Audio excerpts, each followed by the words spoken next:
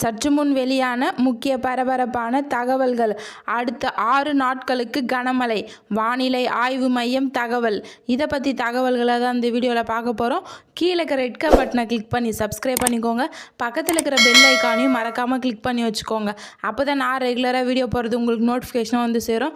வாங்க வீடியோக்குள்ளே போகலாம். மறக்காமல் லைக் பண்ணிக்கோங்க. 2025 தமிழகத்தில் ஓரிரு இடங்களிலும் புதுவை மற்றும் காரைக்கால் பகுதிகளிலும் லேசான முதல் மிதமான மழை பெய்யக்கூடும். 21/8/2025 தமிழகத்தில் ஓரிரு இடங்களிலும் புதுவை மற்றும் காரைக்கால் பகுதிகளிலும் இடி மின்னலுடன் கூடிய லேசான முதல் மிதமான மழை பெய்யக்கூடும்.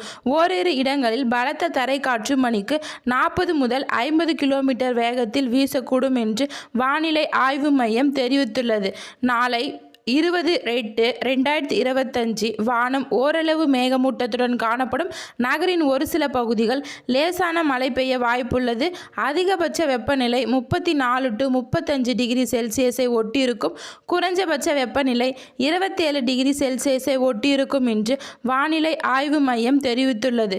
20/8/2025 மற்றும் 21ஆம் தேதிகளில் தென் தமிழக கடலோர பகுதிகள், மன்னார் வளைகுடா மற்றும் குமரி கடல் பகுதிகளில் சூறாவளி காற்று மணிக்கு 40 முதல் 50 கிலோமீட்டர் வேகத்திலும் இடையிடையே 60 கிலோமீட்டர் வேகத்திலும் வீசக்கூடும் என்று வானிலை ஆய்வு மையம் தெரிவித்துள்ளது.